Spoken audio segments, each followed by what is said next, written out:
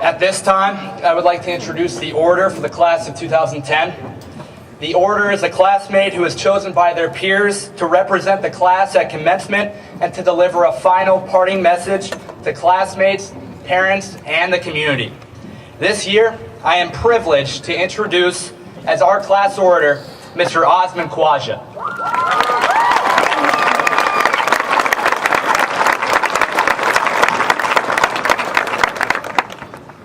Today, as I stand before you, the class of 2010, I have nothing important to tell you.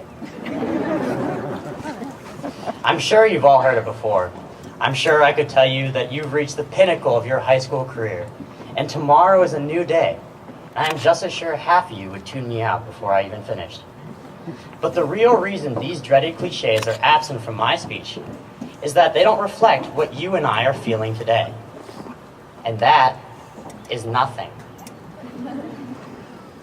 I bet every one of you will wake up tomorrow and still want to roll over and fall asleep.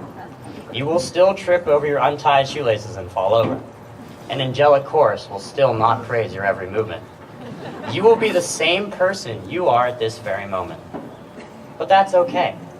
The real world, as every person who will offer you advice in the next few days will mention, cannot be that challenging.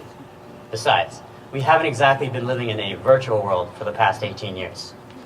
We've been tested with traumatic experiences before and have mustered the courage and determination to survive. We've unburied ourselves from snowmageddons, suffered heartbreak during March Madness tournaments, and endured numerous code yellows. Can life seriously be more difficult than those experiences?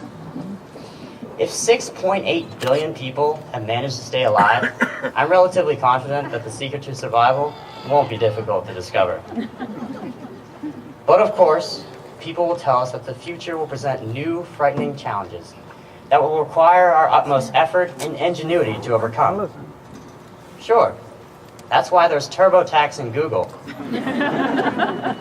They might ask, well, what if Google doesn't have the answer? Then, I guess we'll have to summon our inner resourcefulness and try Yahoo. Franklin Regional Class of 2010, with our internet accessing phones, personal notebooks, and the newest gadget Apple released just 10 minutes ago, we are fully equipped to engage the obstacles that await us. By now, I hope I've calmed any and all fears we might have about our futures, and we can actually begin to discuss what is important, enjoying ourselves.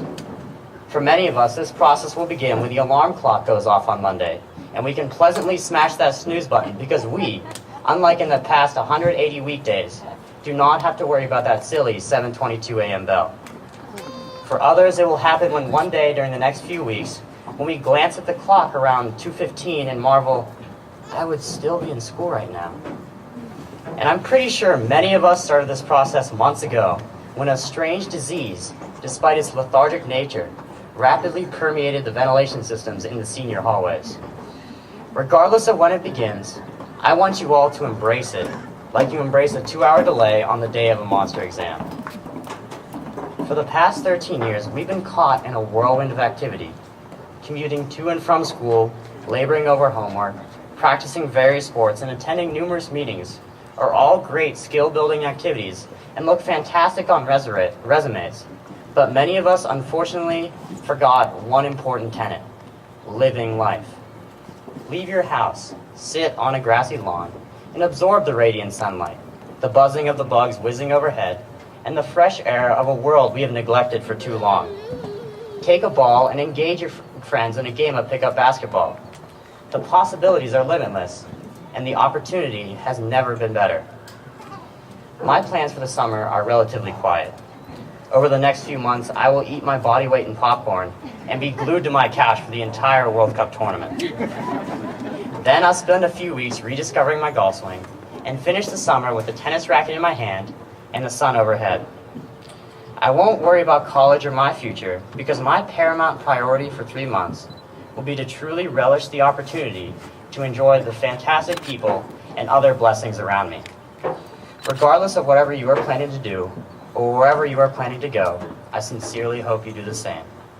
Besides, you have 13 years of living life to catch up on. You'd better start now. Thank you.